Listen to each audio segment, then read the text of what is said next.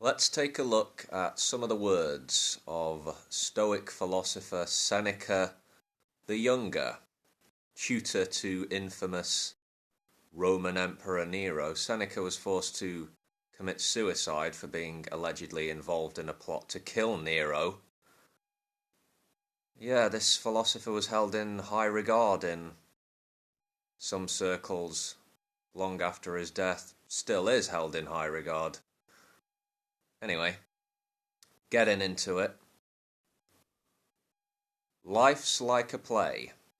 It's not the length, but the excellence of acting that matters.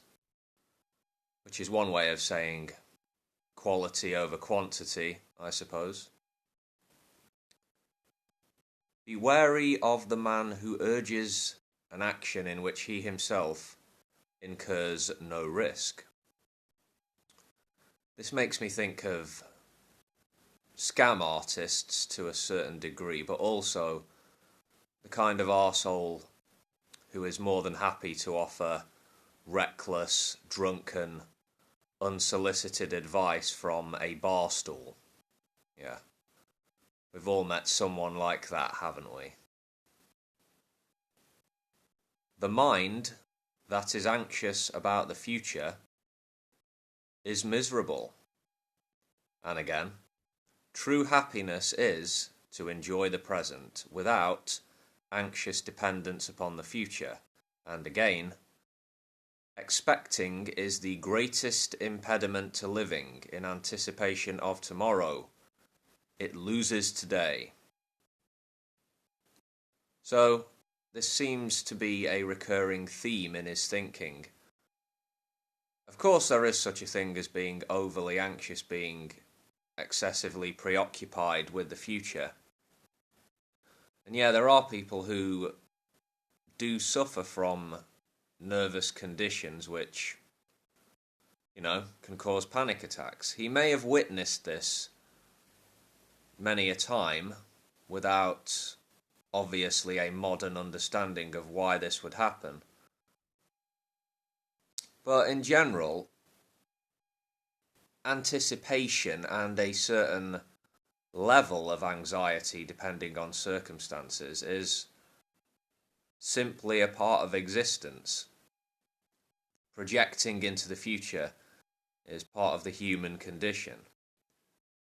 I think I get what Seneca was rallying against. Read between the lines, he's essentially saying, live in the now, which is fair enough.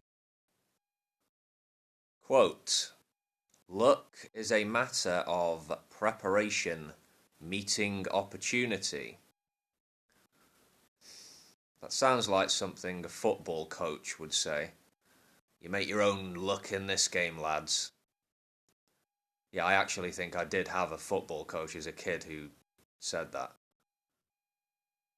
There is, however, such a thing as out of the blue good fortune in the absence of any planning or preparation. It happens.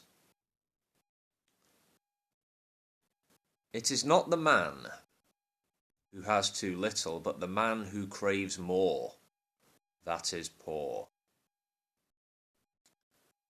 Well, there most definitely is such a thing as being dirt poor without a pot to piss in, so to speak. So, irrespective of economic standing or material realities, some people are greedier than others. There is no such thing as enough money, enough wealth to the most avaricious among us, always craving this or that. I guess Seneca is making a poverty of the mind point here. And this is sort of going off point, but I want to say it anyway. How often do people stop, step back, and take a look at what they have in the material sense? Even for those of us, if you're like me, towards the lower end of the income scale, today, people in the modern industrial world, we have possessions and opportunities that emperors and kings of yesterday could not even dream of. I'm not saying you shouldn't want or desire more, but it's important, I'd say, to every now and again to take stock, evaluate, recognise where you are. I'm really going off point and talking bollocks here. More quotes. Constant exposure to dangers will breed contempt for them. Well, yeah, maybe, but that's not necessarily a positive thing, is it? Not sure if that's meant as a warning or not. I suspect not. Another one. It is better, of course, to know useless things than to know nothing. I'll be charitable here, I think, and go with it's better to try and develop one's mind than just go on being an ignorant fuckwit. Yeah. Maybe that's what Seneca meant. Yeah. Seneca the Younger. Alright, one more. A man who suffers before it is necessary suffers more than is necessary. Yeah. Finish with a glaring statement of the obvious. Good stuff. Catch you later, folks.